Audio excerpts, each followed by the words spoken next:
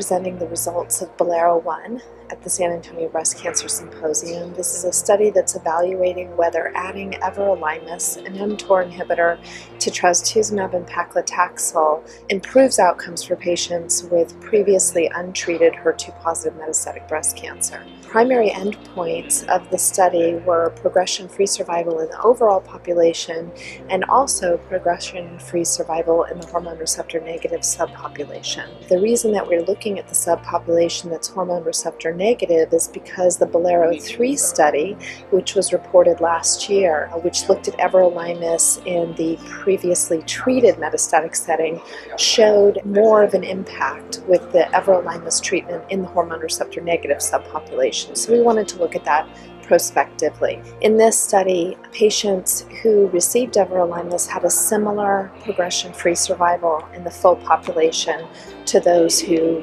received placebo. So there was no statistically significant difference between the two treatment arms. In the Everolimus arm, the PFS was about 4.9 months, and in the placebo arm, about 4.5 months. In the hormone receptor negative subpopulation, there was a 7-month difference in favor of the Everolimus arm, so 20 months PFS in Everolimus for the hormone receptor negative versus 13 months in the placebo arm. However, this did not reach statistical significance because we had pre-specified a rather stringent alpha. The p-value needed to be less than 0.0044, and the p-value for this analysis was 0.0049. In terms of safety, we did not see any new Everolimus-associated safety signals. However, we did detect a higher rate of on-treatment AE-related deaths in the Everolimus arm. This tended to be in sites that had less experience with Everolimus